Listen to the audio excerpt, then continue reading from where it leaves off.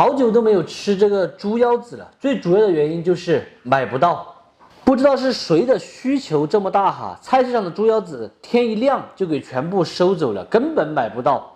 这两个都是我提前叫老板预留出来的，30块钱一斤，价格呢也是被你们吃贵了。再来把这个腰臊给它片掉，不要。再来切上花刀，切花刀的话，刚开始就慢一点，可能切不好。但是熟能生巧嘛，切的多了，自然而然就切得好了。这样子斜刀切进2/3处，再挑一个方向打直刀，每隔3刀或者是4刀把它切断。这个呢就叫麦穗花刀，刀上面沾一点水的话会更好切一点。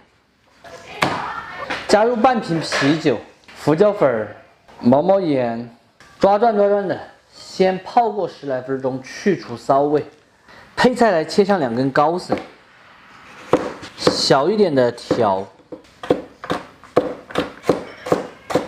炒腰花、炒猪肝就一定离不开这个泡椒。今天咱们用的是这个泡的2斤条。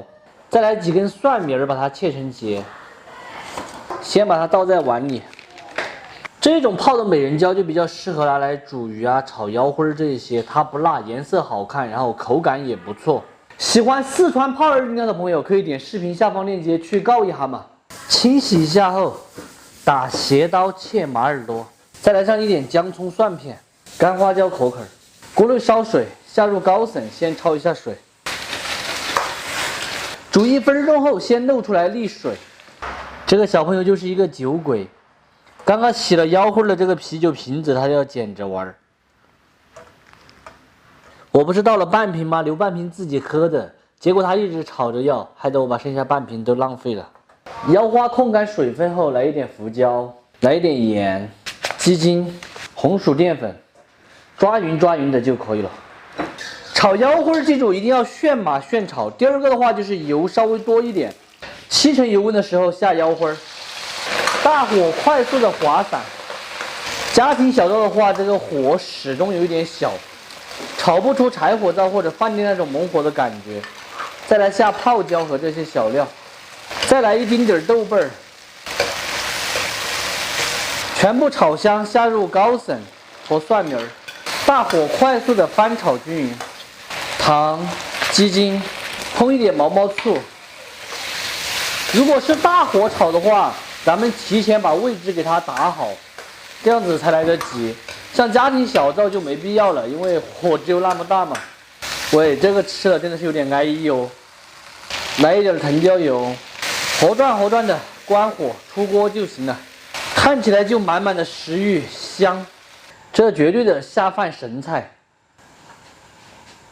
咱们今天的泡椒腰花就做好了，榛子炒出来的腰花是又脆又爽，整道菜的味型就是一个泡椒家常味。开胃下饭的味道，方法简单实用，喜欢的朋友可以收藏着，有时间的时候试着去告一下，不喜欢的就免费看完，撒够了。你把那瓶酒都喝了，还没有醉吗？那喝酒这吃饭啊！